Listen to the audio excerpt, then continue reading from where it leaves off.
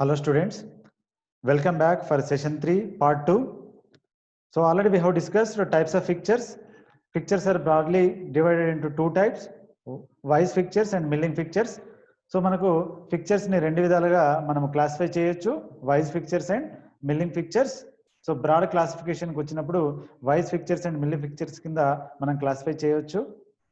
And vise fixtures చూడండి, if you see wise fixtures come under the category of universal fixtures intended for general purpose. So general purpose, that means general గా ప్రతి components కి అంటే generalized గా వాడడానికి use చేసే fixtures అన్ని అంటే ఫిక్చర్స్ కిందకి ఈ వైజ్ ఫిక్చర్స్ అనేటివి వస్తాయి. సో మీకు ఇప్పుడు ఏ వైజ్ తీసుకున్నా, మిషన్ వైజ్ తీసుకున్నా, బెంచ్ వైజ్, ఇవన్నీ కూడా one type of fixtures. Okay, they are holding the work piece in a particular position. Okay, so అందుకే జనరల్ పర్పస్ ఫిక్చర్స్ కిందికి వస్తాయి. And used for holding parts for machining. So machining operation చేయడానికి మనకు ఈ work pieces ని hold చేయడానికి పనికొస్తాయి. చూడండి ఇక్కడ, special jaws are design to accommodate odd shaped works. So general గా రెగ్యులర్ షేప్స్ ని పట్టుకోవడానికి జనరల్ గా మనము జనరల్ షేప్స్ ఉంటే ఒక స్పెషల్ జాస్ అంటే జాస్ అనేటి నార్మల్ జాస్ అనేటి రెగ్యులర్ కాంపోనెంట్స్ ని పట్టుకోవడానికి మనకు వస్తాయి. If you are having odd shaped works అంటే డిఫరెంట్ షేప్ ఉన్న వర్క్ పీసెస్ ఉన్నాయనుకోండి, వాటిని ఈజీగా పట్టుకోవడానికి మనము స్పెషల్ జాస్ ను డిజైన్ చేసుకోవాల్సి వస్తుంది. Right, such jaws are design so to avoid any damage to the work piece. General గా జాస్ ఎలా ఉండాలి అంటే, జాస్ వర్క్ పీస్ ను పట్టుకున్నప్పటికీ ఆ వర్క్ పీస్ కి డ్యామేజ్ జరగకూడదు. అంటే సో ఆ ఫోర్స్ అప్లై చేస్తున్నాం కదా జాస్ తో వర్క్ పీస్ పైన, ఆ ఫోర్స్ వల్ల ఆ వర్క్ పీస్ కి ఎలాంటి డ్యామేజ్ జరగకూడదు. సో ఆ విధంగా మనము జాస్ ని డిజైన్ చేసుకోవాలి. So you have to design the jaws in such a way that it should not damage the work piece. See these are the machine vices.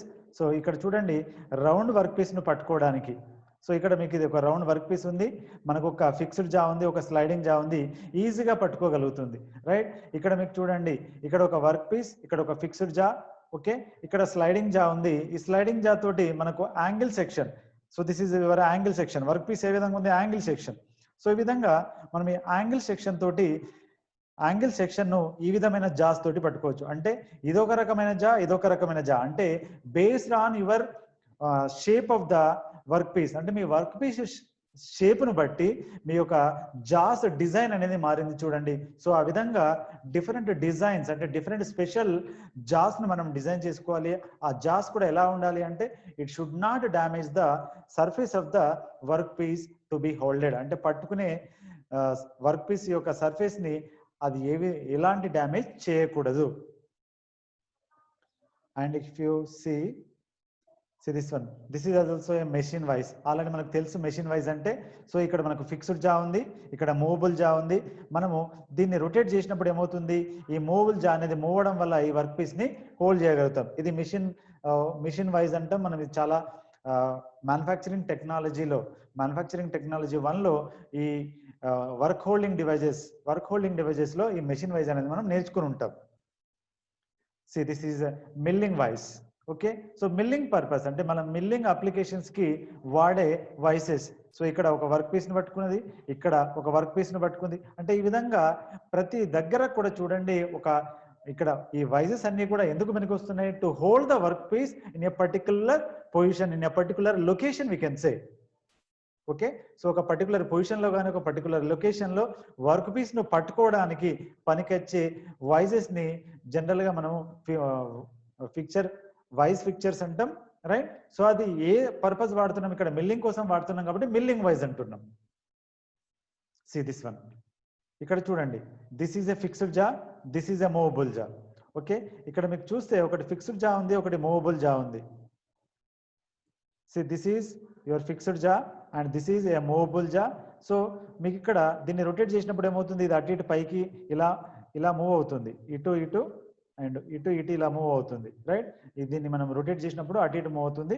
So based on that one, ఇది మనకు work piece. ఇక్కడ మనకు ఉంది చూసారా, ఇక్కడ cross mark పెట్టింది, ఇది work piece. ఈ వర్క్ పీస్ ని మనం హోల్డ్ చేయగలుగుతున్నాం.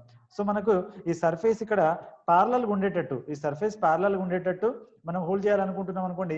సో ఇప్పుడు సర్ఫేస్ ప్యారలల్ ఉంది, లేదు ఈ సర్ఫేస్ పైకి రావాలనుకుంటే ఆ సర్ఫేస్ పైకి రావచ్చు, లేదు ఈ జస్ట్ ఈ సర్ఫేస్ పైకి రావాలనుకుంటే అలా కూడా మనము హోల్డ్ చేసుకోవచ్చు. సో ఎలా అంటే ఏ ఓరియంటేషన్ లో, ఏ లొకేషన్ లో మీకు మెషినింగ్ ఆపరేషన్ చేయాలనుకుంటారో ఆ లొకేషన్ కి మనకు వచ్చేటట్టు కూడా మనము హోల్డింగ్ చేసుకోవచ్చు. అందుకే it is fixture is nothing but it is a device which holds and position the workpiece or locates the workpiece only related to workpiece only. Okay, it will not do anything with respect to cutting tool. Next చూడండి,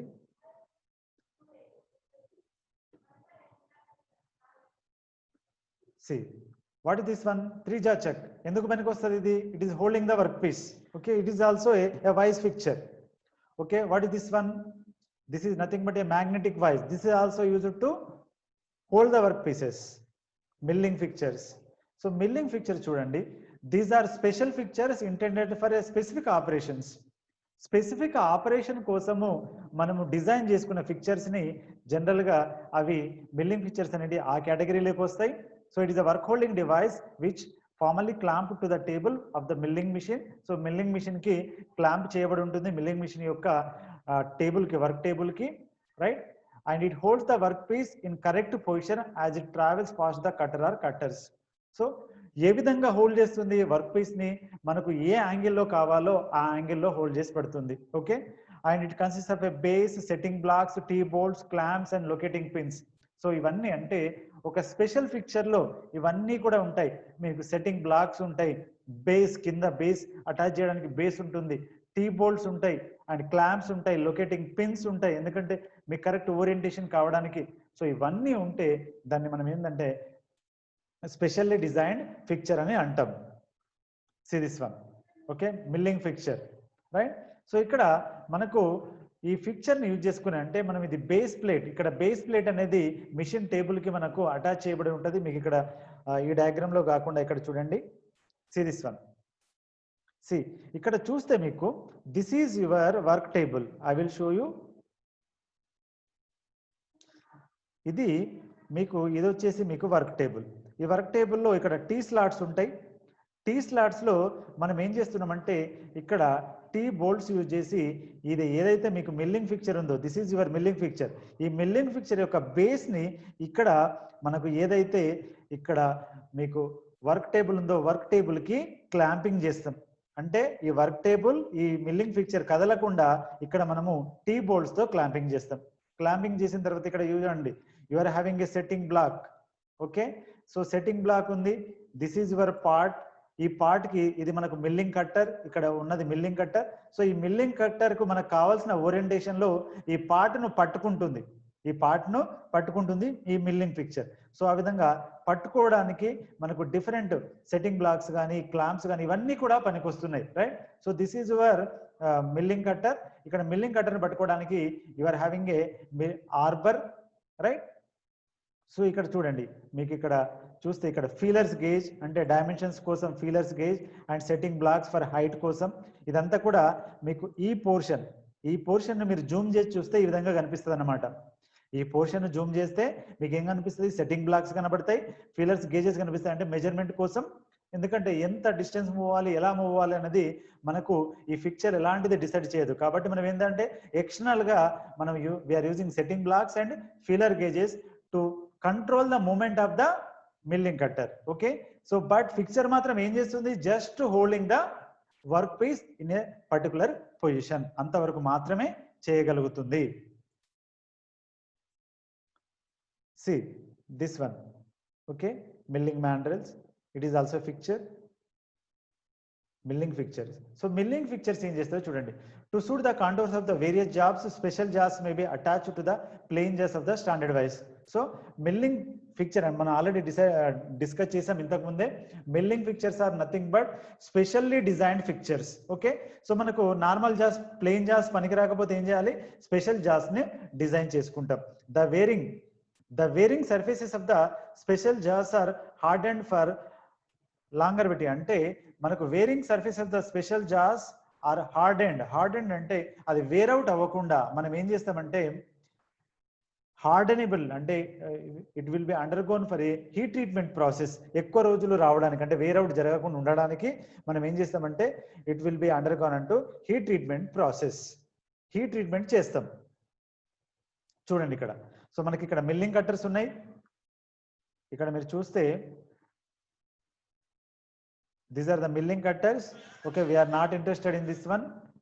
Okay, see here you are having a workpiece here and this is your fixture. ఈ fixture ఏం చేస్తుంది, ఈ work piece ను మాత్రమే పట్టుకుంటుంది, ఈ cutter ఎలా మూవ్ అవ్వాలో ఏమీ చెప్పదు. కాబట్టి ఫిక్చర్ యొక్క మెయిన్ ఇంటెన్షన్ ఏంటి, just it holds the work piece, it holds the work piece in a particular position, in a particular location. Okay,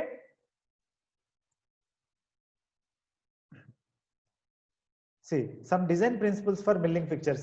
so general గా మిల్లింగ్ ఫిక్చర్స్ ను డిజైన్ చేసేటప్పుడు ఎలాంటి థింగ్స్ మనము కన్సిడర్ చేయాలి అంటే ఏం కన్సిడర్ చేయాలి, ఆ డిజైన్ ప్రిన్సిపల్స్ ఏవి కన్సిడర్ చేస్తే ది బెస్ట్ డిజైన్ ఫిక్చర్స్ మనము అంటే మిల్లింగ్ ఫిక్చర్స్ ను డిజైన్ చేయగలుగుతామో చూడండి. ఫస్ట్ పాయింట్ చూడండి, pressure of cut should always be against the solid part of the fixture.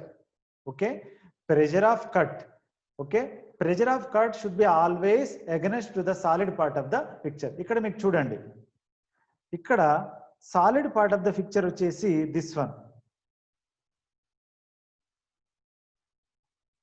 This one, this is the solid part of the picture. ఎందుకంటే ఇదంతా కూడా picture.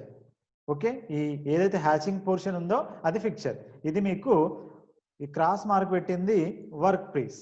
Okay, so ఇక్కడ ఏం చేస్తున్నారంటే ఈ వర్క్ పీస్ ని ఇక్కడ సపోర్ట్ చేస్తూ ఇక్కడ మనం ఏం చేస్తున్నాం, క్లాంపింగ్ చేస్తున్నాం. ఓకే, సో సాలిడ్ పార్ట్ ఏమవుతుంది ఇది. సో సాలిడ్ పార్ట్ ఎప్పుడు కూడా మీకు ఫీడ్ ఈ విధంగా అవుతుంది అంటే మీకు థ్రస్ట్ ఫోర్స్, కటింగ్ ఫోర్స్ ఏ విధంగా యాక్ట్ అవుతుంది, ఈ విధంగా యాక్ట్ అవుతుంది. సో దీనికి ఎగనెస్ట్ యాక్ట్ అవుతుందంటే మనకు సాలిడ్ పార్ట్ ఎప్పుడు కూడా ఇక్కడ ఉండాలి. సాలిడ్ పార్ట్ కు ఎగనెస్ట్ గానే మనము ఇది చేయాలి. ఓకే, సో అందుకే ఇక్కడ మీకు చూడండి ఏమంటుండు, ప్రెషర్ ఆఫ్ కట్ అంటే ఇది ప్రెషర్, ఈ విధంగా ప్రెషర్ అనేది మనకు అప్లై అవుతుంది. సో ప్రెషర్ ఆఫ్ కట్ అనేది ఇక్కడ సాలిడ్ పార్ట్ కి ఎగనెస్ట్ గా ఉండాలి. అందుకే pressure of cut always against the solid part. ఇది సాలిడ్ పార్ట్ అవుతుంది, ఇక్కడ సాలిడ్ పార్ట్ ఉందా లేదు, ఇక్కడ మనం ఏం చేసి చూస్తున్నాం, క్లాంప్ యూజ్ చేస్తున్నాం. కాబట్టి ప్రెషర్ ఆఫ్ కట్ అంటే ప్రెషర్ ఇటువైపు యాక్ట్ అవుతుంది, ఫీడ్ ఇటు అవుతుందంటే ఈ కటర్ ఎటు మూవ్ అవుతుంది కాబట్టి మనకు ప్రెషర్ ఈ యాంగిల్లో డెవలప్ అవుతుంది. కాబట్టి సో ఇక్కడ మనము సాలిడ్ పార్ట్ ను యూజ్ చేయాలి. And next see clamp should always operate from the front of the fixture. Okay, clamps ఎప్పుడు కూడా ఫ్రంట్ నుంచి ఆపరేట్ చేసేటట్టు ఉండాలి. అంటే మీకు ఇక్కడ చూడండి this one and if you see this one. Okay, so front నుంచి ఆపరేట్ చేసేటట్టు ఉండాలి. ఫ్రంట్ నుంచి ఆపరేట్ చేసేటట్టు మనం క్లాంప్స్ ని మనము డిజైన్ చేసుకోవాలి. Right, and the third one, work piece should be supported as the near tool thrust as possible. అంటే మీకు ఇక్కడ రెండు డయాగ్రామ్స్ ఉన్నాయి, ఒకటి కరెక్ట్ అంటున్నాం, ఒకటి ఇన్కరెక్ట్ అంటున్నాం. ఎందుకో చూడండి, దీని మీనింగ్ ఏంటి అసలు. Work piece should be supported as the near to the tool thrust as possible. ఇక్కడ చూడండి మీకు కటింగ్ ఫోర్స్ అనేది ఇలా యాక్ట్ అవుతుంది, మీకు సపోర్టు ఇక్కడ ఉంది అంటే దగ్గర ఉంది. మీకు ఇక్కడ కటింగ్ ఫోర్స్ అనేది ఇక్కడ యాక్ట్ అవుతుంది, సపోర్ట్ ఎక్కడ ఉంది, ఇక్కడ ఉంది. అంటే చాలా డిస్టెన్స్ ఉంది. ఇలా డిస్టెన్స్ ఉండడం వల్ల మీకు ఇక్కడ కరెక్ట్ మిషనింగ్ అనేది జరగదు. లేదు ఇవి రెండు దగ్గర కానీ లేకపోతే రెండు కోయిన్సైడ్ ఒకటే లైన్లో ఉన్నాయనుకోండి మనకు చాలా ఈజీ అవుతుంది. సో జనరల్గా కోయిన్సైడ్ అవ్వకున్నా ఈ డిస్టెన్స్ అనేది చాలా దగ్గర ఉండాలి. అంటే మీకు ఈ సపోర్ట్ ఉంది చూసారా, ఈ సపోర్ట్ అనేది ఈ కటింగ్ మీకు ఎక్కడైతే ఈ టూల్ థ్రస్ట్ అంటే టూల్ ఫోర్స్ అయితే ఎక్కడెక్కడ యాక్ట్ అవుతుందో ఆ టూల్ ఫోర్స్ లైన్ కి చాలా దగ్గర ఉండాలి. ఇది చాలా దూరం అయిపోయింది, అందుకే ఇది ఇన్కరెక్ట్, ఇది కరెక్ట్. సో ఇది కరెక్ట్, ఇది ఇన్కరెక్ట్. ఎందుకంటే ఈ డిస్టెన్స్ ఎక్కువ ఉంది, టూల్ థ్రస్ట్ కి మీ సపోర్ట్ కి చాలా డిస్టెన్స్ ఎక్కువ ఉంది. ఇక్కడ మీ టూల్ థ్రస్ట్ కి తర్వాత సపోర్ట్ కి చాలా డిస్టెన్స్ తక్కువ ఉంది కాబట్టి it is very useful and this is the correct design, this is the wrong design. ఎందుకంటే ఇక్కడ మెషినింగ్ అనేది ప్రాపర్ గా జరుగుతుంది, ఇక్కడ మెషినింగ్ అనేది ప్రాపర్ గా జరగదు.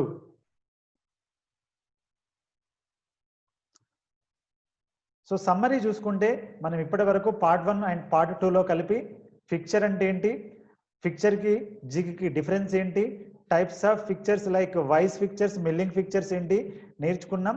తర్వాత design principles for milling fixtures నేర్చుకున్నాం. ఒక క్విజ్ చూడండి. So if you see the quiz, a fixture is guides the tool, holds and positions the workpiece, both A and B, none of the above. Okay, so tool ను guide చేస్తుందా, చేయదు. అంటే both A and B అని కాదనంటే కదా none of the above. So ఈ రెండిట్లో ఏదో ఒక ఆన్సర్ అవ్వాలి. Holds and position the work piece, none of the above. B కరెక్టే కదా. So what is the answer? Holds and position the work. అంటే ఫిక్చర్ అనేది ఓన్లీ వర్క్ పీస్ కు మాత్రమే రిలేటెడ్. నెక్స్ట్ జిగ్ అంటే వర్క్ పీస్ కి as well as tool కి కూడా. కాబట్టి ఏమవుతుంది answer? Both A and B, holds and positions the work piece are also guides the cutting tool. So questions general గా ఏం అడగొచ్చు అంటే define fixture. So what is the definition of a fixture and what is the difference between jig and fixtures and what are the different types of vice fixtures and milling fixtures and what are the considerations in the design of milling fixtures. These things may be asked in the examination. Okay, these are very very important question. Okay, these two are very very important question. So with this one I am completing the session 3 part 2. Thank you.